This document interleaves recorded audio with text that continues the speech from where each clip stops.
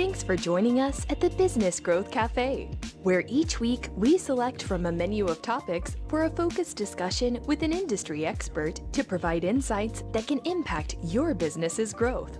With your host, Angelo Ponzi. Hi there, I am Angelo Ponzi, your host at the Business Growth Cafe, and I'd like to thank you all for joining us today. Each week we select from a menu of topics that can impact your business. And today I'm excited to have Nancy Drew, health and wellness expert, motivational speaker on our show to discuss employee productivity and well-being. Nancy, welcome. Thank you. It's great to be here. Right. Before we get started, let's take a few minutes and maybe tell the audience about your company and how your service is going to have an impact on business growth. Yeah, no, I'm happy to do that. Thank you. My company is, it's called Happy and Healthy, and it focuses on employees being happy and healthy at work, and so my job is to create cost-effective programs that make the employees happier and improve their health at the same time. How that helps companies is that there's a huge cost to having unhappy employees. You know how much you get done when you don't really feel like it. You're not productive, and turnover is high. Health expenses are out of control. There's absenteeism. So when a company has a culture of happiness and people enjoy being there, it's just the best competitive advantage that you can have. Right. There's certainly obviously increasing productivity as you go along because of that happiness. So, in a recent Gallup survey, about 70% of American workers are unhappy or simply disengaged in their jobs. And according to the survey, actually about 20% even hate their jobs.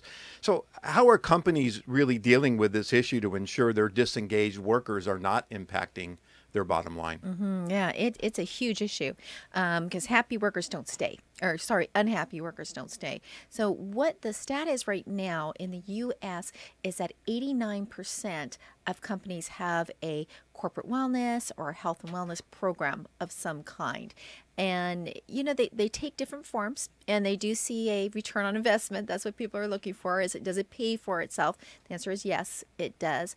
And, for a corporate wellness program, and that's what we help people do, is kind of find out what is happening right now.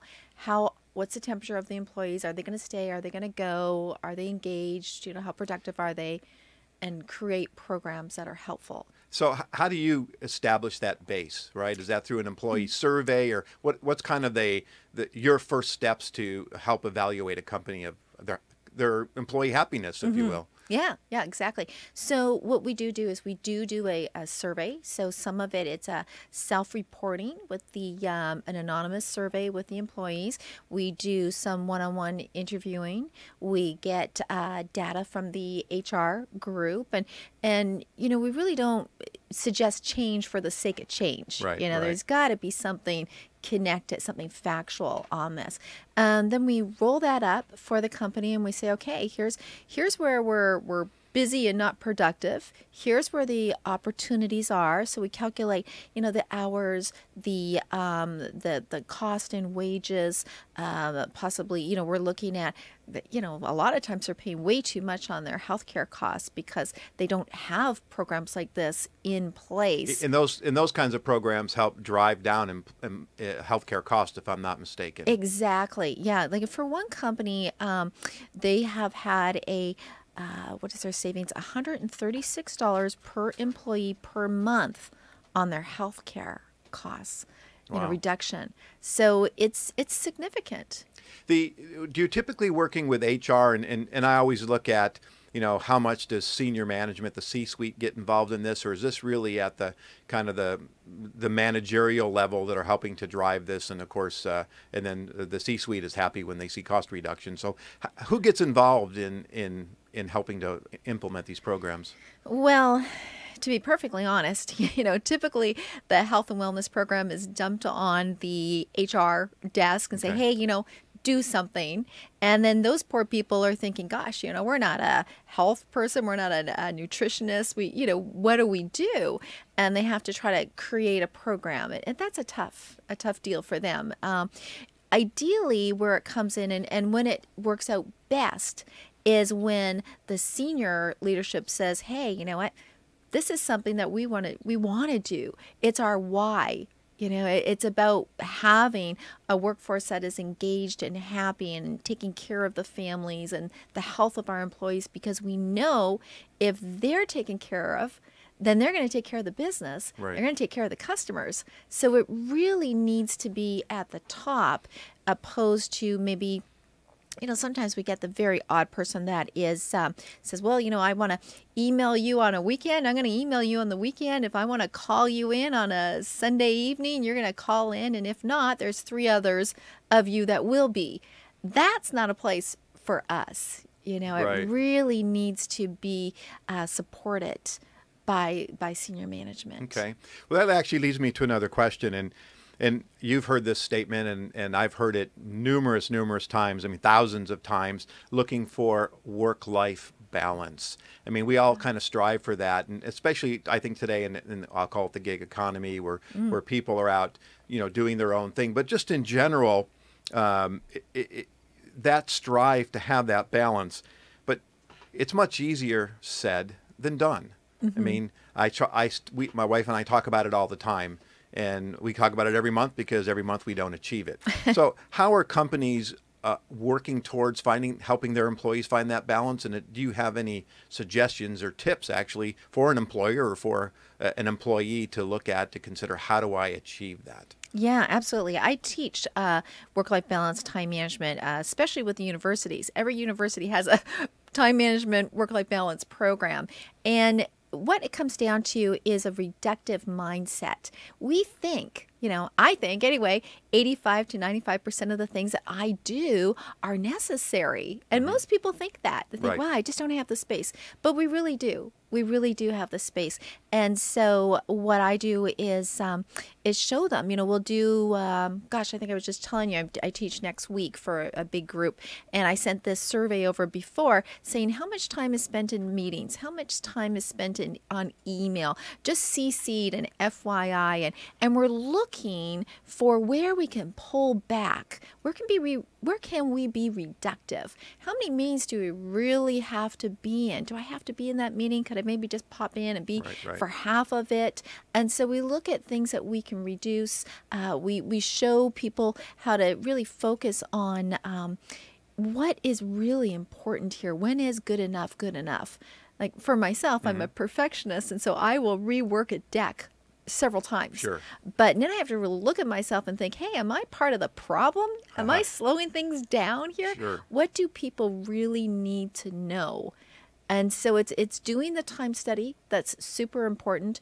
It's, really realizing where your time is, where it's being spent, then taking a look at, do I have options to be flexible with my employees where they work? Could they actually work from home? Right.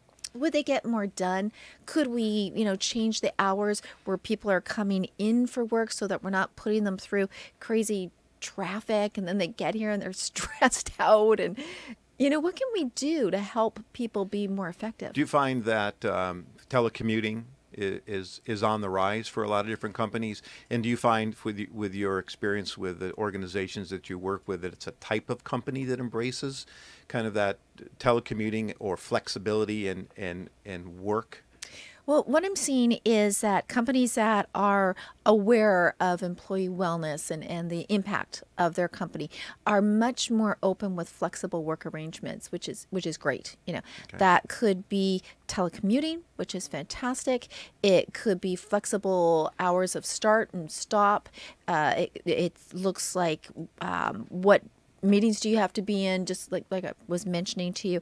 It's we really don't want to have the company too spread out, the employees too spread out from each other, because the number one aspect of having a happy workforce is social connectivity. They need to feel that they're important, that they're part of something. Otherwise, it's very easy for people to say, well, this is okay until something better comes along.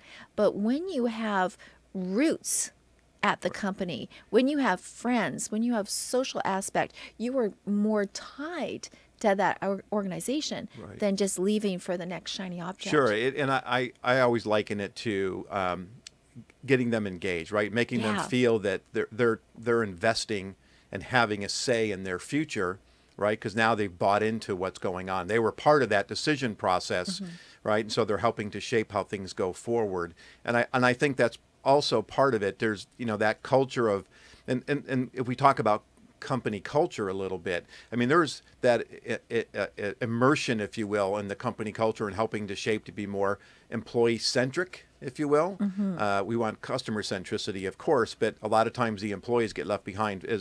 In marketing, a lot of times we're so focused on our external activities, right? Whether it's a website or an email campaign or ad campaign. And I always tell the client, we also have to market internally, right? The employees have to know. There's nothing worse than an employee finding out that there's some big event or something going on with the company or new initiative. And, oh, by the way, we didn't know about it. And when somebody asks them or their customer calls and said, hey, I hear you guys are doing something, and they go, I have no idea what you're talking about. That, I think, has a ding, if you will, against, really feeling part of the organization, which in turn I think leads maybe dissatisfaction. Why am I not included? Those kinds of things. It's such a common statement, which is so unfortunate. What we will do when we kick off a program is, maybe it's an activity. For example, there's one program that we kick off, and everybody gets a little tracker, and their calories are tracked, right? Okay. Now, with those calories, say, you today burned off 500 calories. I wish. So, I burned 1,000. You burn 5, I burn 1,000. So now what happens is as that 500 or 1,000 goes to a organization that gives protein packs, like peanut butter packs, for 500 and 1,000 to a starving child that is malnourished in a third world country. So now what we're doing to kick off our wellness program is we are saying, hey, we want to do good, which is what people want, especially the millennials. They really want to feel like they're changing the world, which is awesome. But we also want to be connected as a team, right? And we want to show empathy for each other. Right. So when we kick off this 30-day program and people are moving and they're getting healthier, their endorphins go up, and now they can track it, and now those calories have gone to help someone else. That's a culture that didn't exist before. That's a big movement. That's social connectivity. That's helping others. It's kindness. And that's the start of creating a great culture. Do you find that more from a cause-related standpoint with millennials than Gen Xers or boomers? I would say more, yes, yeah. I am seeing that the millennials, they're a super bright, great group. They have purpose, which is fabulous. But still, there are of all ages really want to feel like they're doing something worthy. I'm not a millennial, and it makes me very happy to know that I'm helping out somebody that needs help. Well, that's really interesting, and I think from a company perspective, a few years ago, I was working with an organization, and I can't remember the program they had in place, but we could take our gym activity and we could send them reports and they would log it in, and eventually you could win prizes and all this kind of stuff. And I was really surprised at the number of people that were doing this just because they wanted to win something, but we weren't really giving to anybody else. And I think that's really maybe an interesting change in motivation for people to really think about happiness and how their happiness can help spread happiness to other folks. Yeah, happiness is contagious. Yeah. So there's that old statement, right? It's you can be successful and not be happy, but you can if you can be happy and successful at the same time. I mean, that's the great combination that we want everybody to experience. Correct? Well, it's interesting. I when I was doing this work, on my education to be able to teach the science of happiness, which rolled out into employees and workplace, because that's my background. It's all workplace work, and the science of happiness is Yale's #1 most popular class. And the science... The university. The university, right? yeah. That's where I took mine. Okay.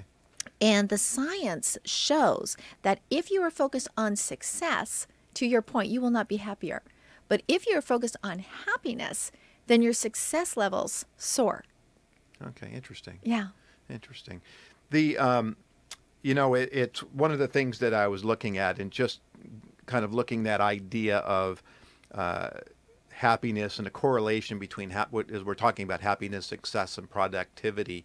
Is there any other information or insights you have on that, and how do companies really work that correlation and pay attention? Right, I put a program in place, and it should be implemented, but who drives that? Who ensures that that is being implemented to its fullest, as far as from your experience?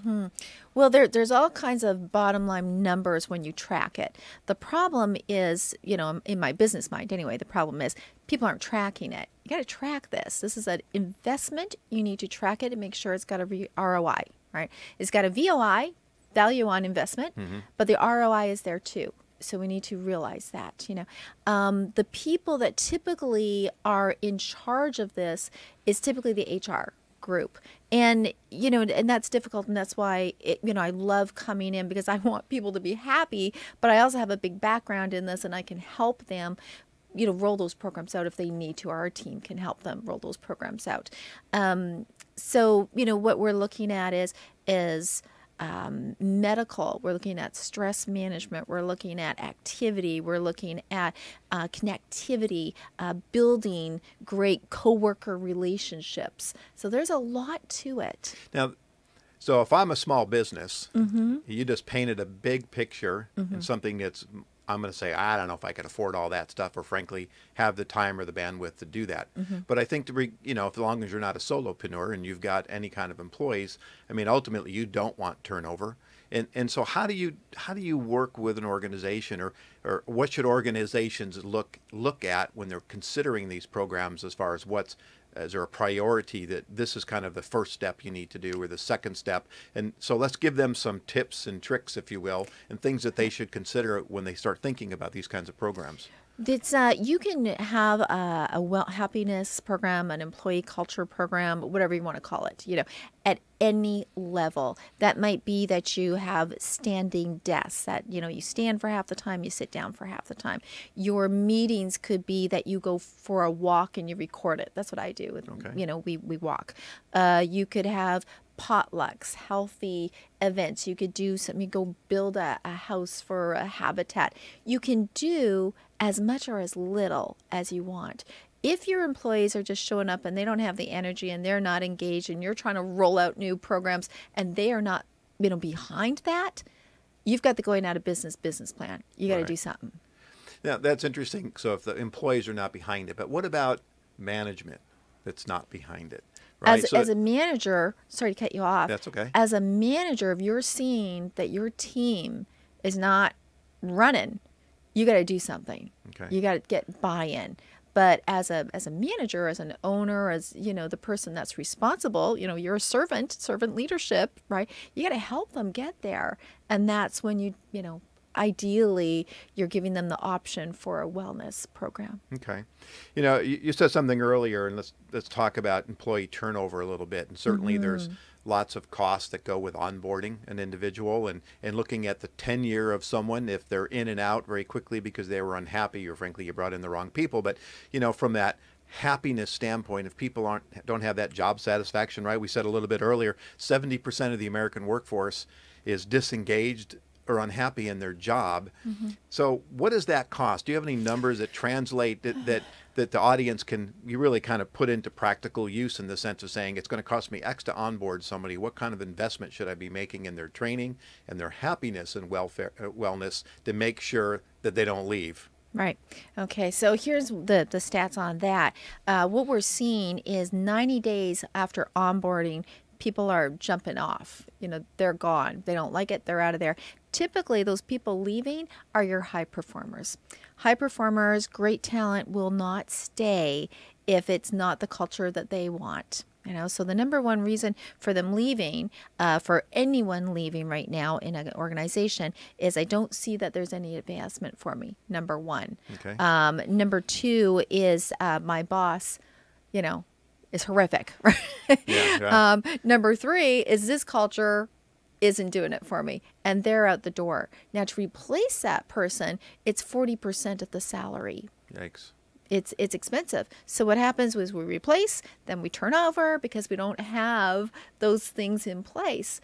But what I am seeing is I'm working with a lot of great companies that are training up the management team to be able to be, what these people need, to be able to teach, to mentor, to coach, to, have open communication. Okay. We've got about 5 minutes left, so I want to look at, what are some tips, if you can provide businesses to help build employee satisfaction or establishing a program to really get that foundation of, hey, I want to do something, but I don't really know what to do. What's kind of the minimum? We've already talked about all the different things that we can do, but what's kind of that minimum in place to help evaluate and then help get a program going? Well, first of all, I would suggest to ask the employees what they want. Okay. Because you don't want to roll something out and them thinking, oh man, It's engagement already, right? You're already making the right step in the right direction. Exactly. Where is their time going? What do they want? What would they think is fun? And then from there, let's start doing things. What I see a lot is one department doesn't respect what the other department is doing. Okay. It's very easy to job shadow for a couple hours so that people see what everyone else is doing. That creates, an environment of respect. So, that's something that's important to do. Take a look at, can we be flexible in our work hours? Can we have people start, at different time so that they're not hitting that morning traffic? Right. Is there one day a week that some people can work from home? What are we going to do as a team? What kind of event are we going to do socially? Are we going to invite the families? Now, I've managed for many years, and I do both. I do something with the team when they hit goals, and then I also do events where I invite the family, because if the family is not supportive, then it's not going to be good for your star employee at work. Well, I think that's a great suggestion, because obviously if the family's involved and there's that buy-in from everybody, right? And it's like, hey, John, how can you not be happy? This is a great place. I think that's great. I mean, I think that's a definitely something people should look at. Yeah. See, how we look at it is these are human beings. It is not going to be like technology that you're going to turn it on and boom, you've got your result. Human beings take time. And we can't say, okay, we just did that. Be happy, right? Yeah. You got to let them come around. And so we introduce 2-minute exercises that are rewiring the brain to think more positively. Okay. So we just can't play Pharrell's song, Happy? That's right. So a couple minutes left. So you and I, obviously, we're in business. We run businesses. So this is for you.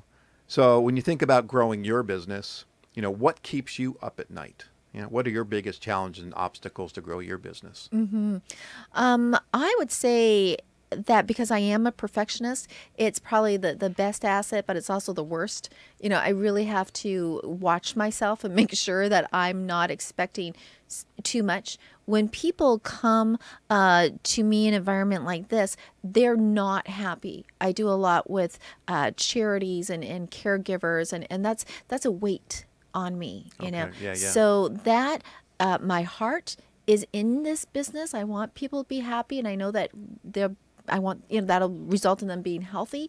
So I would say that probably what keeps me up at night is myself. Okay. You have to work on that. Yeah. That one of the things that a gentleman told me years ago, it was one of those evenings and I was stressing out about what was going on.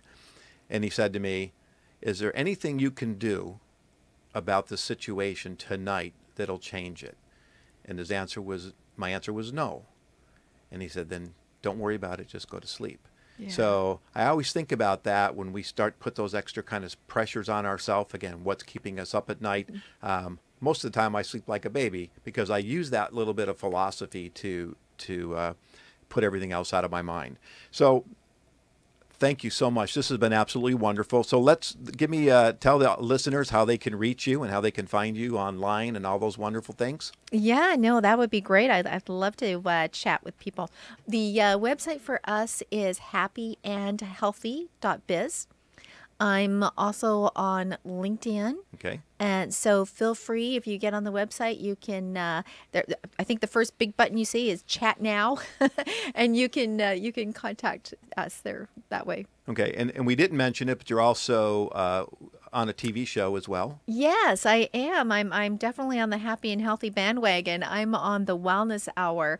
I have a segment, Happy and Healthy with Nancy Drew. Okay. So. Well, fantastic. Thank you so much. I really appreciated it, and I'm sure the audience definitely got some tips out of this, and look forward to continuing our relationship and working together. So thank you again for joining us at the cafe. You can find out more about me and the Ponzi Group at www.theponzigroup.com, or connect with me on LinkedIn. And certainly I encourage you to subscribe to this podcast at thebusinessgrowthcafe.podbean. We look forward to meeting up again next week, where we'll explore the world of finances and how not knowing your numbers can have an impact on your business. Thank you for listening to today's discussion at the Business Growth Cafe with your host, Angelo Ponzi. Take a moment to subscribe to this podcast and visit our website at www.businessgrowthcafe.com. Read Angelo Ponzi's blogs at www.theponzigroup.com.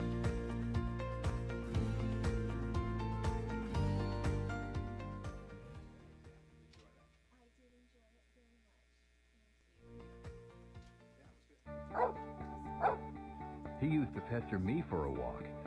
Now it's the other way around.